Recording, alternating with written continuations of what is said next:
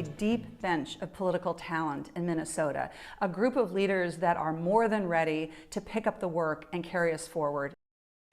Senator Tina Smith opened a rare door in politics this morning, announcing her plans to retire from one of the most coveted seats in politics. So tonight on Breaking the News, we're going to take a closer look at that deep political bench she mentioned and what the race to replace her might look like on both sides of the political aisle.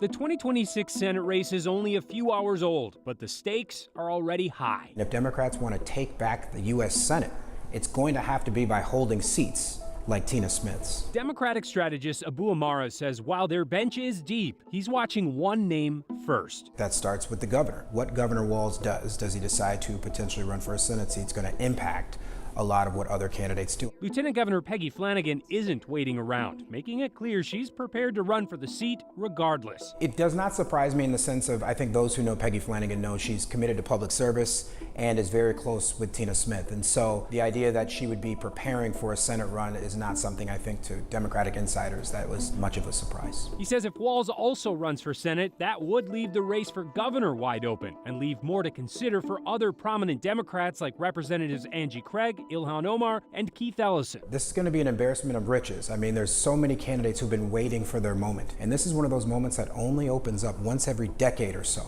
And so they've got to be prepared to take advantage of it. It's a little different on the Republican side. There's certainly a bench, but we have not won a statewide race. And so there is just naturally not an obvious 2 or 3 statewide candidates to pick from. Republican strategist Amy Koch said she'd be surprised if Minnesota's current Republicans in Congress, Representatives Tom Emmer, Pete Stauber, and Michelle Fischbach, enter the race. I think all of them are really doing well in Washington. They're in the majority. They've got a very good seat that they're sitting in, and they're very much climbing the ladder, and they're getting a lot of power for Minnesota. That opens the door to names outside of politics, including one very recognizable one. Michelle Tafoya has been sort of bandied around as a statewide candidate. She's got a national profile, obviously funding possibilities there. She says it also opens the door for emerging state legislators. Senator Karen Housley ran against Tina Smith in 2018.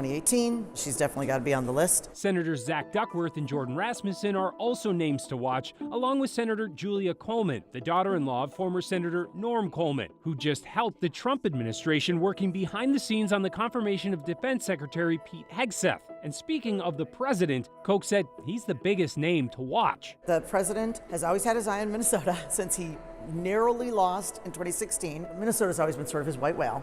And then coupled with the fact that Governor Walz ran against him for VP. So if Walz should run for U.S. Senator, or at least have an eye on that, certainly the president's going to take a keen interest.